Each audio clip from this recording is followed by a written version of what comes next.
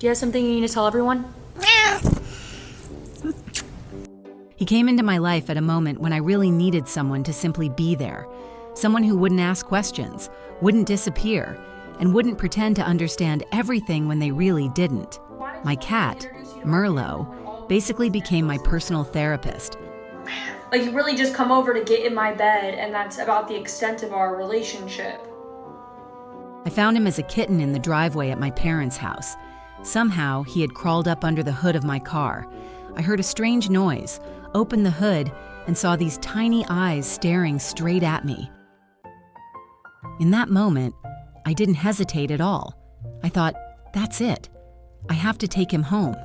I have to be his mom. Then why is he laid up with me on a Tuesday afternoon?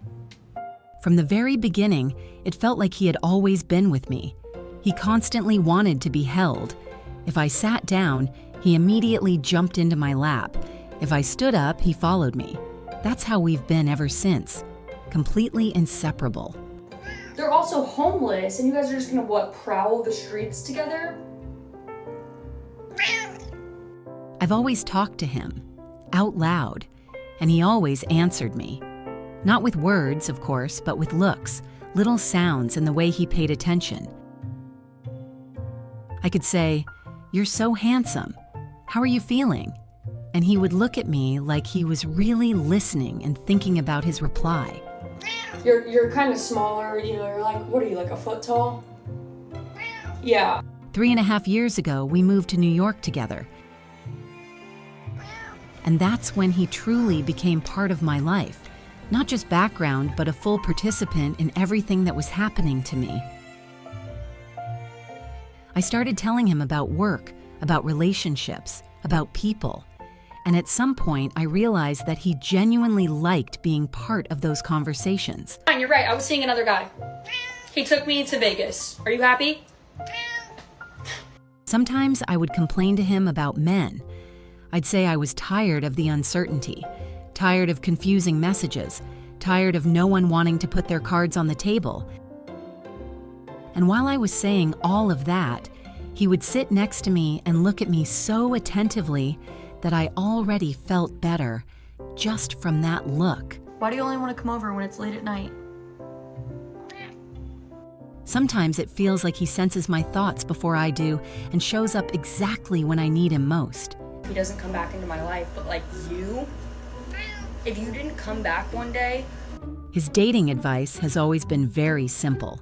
Lie down next to me, start purring, snuggle closer. If you pet him, he instantly sticks to you. No matter what I'm doing, he's always there.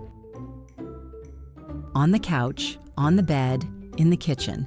Sometimes right in front of my face if I've been staring at my phone for too long. Up my phone, wanting a piece of this. No, no, no. He was with me through every breakup, every new job, every moment of self-doubt. He never disappeared, not once. And honestly, there was more stability in that than in many human relationships. Yeah, and then I asked you how old you were, and you said you were 4, but you're really 5. So it's just weird to me. Yes, everyone says it. Cats are always better than men. And even though he's a boy cat, I'm pretty sure no guy would have been there for me the way Merlo has. Not this consistently, not this calmly, not this reliably. Do you mind?